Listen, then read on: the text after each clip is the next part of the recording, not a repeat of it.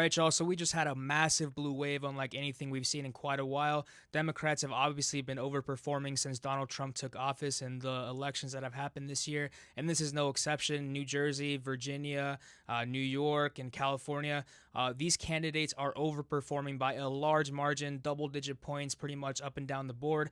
New Jersey, obviously, Mickey Sherrill beats Jack Ciattarelli by over 10 points. I don't know what the exact number is right now, but it's going to be not going to be a close race in particular. In Virginia, the Democrats have swept all three positions of power, so the gubernatorial race, the lieutenant governor, and the attorney general. The closest race to watch there was the attorney general race because the candidate, Jay Jones, had some questionable comments that he made about his Republican candidate.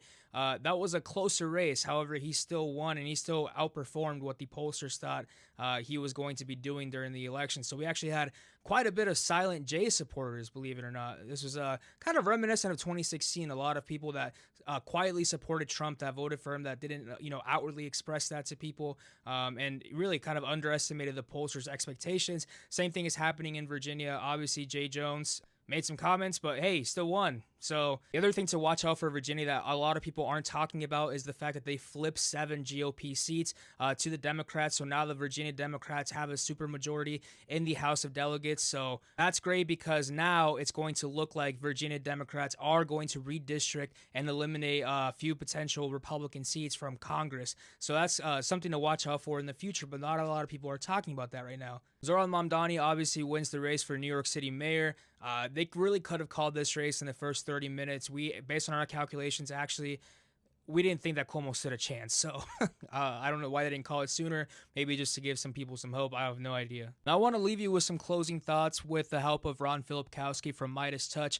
For Republicans, especially if you're an elected Republican and you're listening to this, heed my words here. Ron writes, "It wasn't just tonight. Dems have dramatically outperformed 2024 in nearly every special election, also in 2025 before tonight. But Republicans still don't get what is happening out there.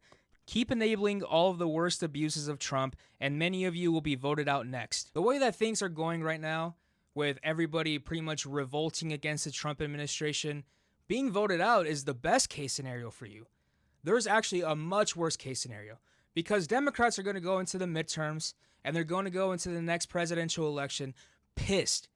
We are fucking pissed. We're angry. People are going to demand accountability. They're going to demand justice. They're going to demand military tribunals. They're going to demand that every ICE agent is arrested, sent to prison for a very long time, and all the enablers in the Trump administration will also be arrested.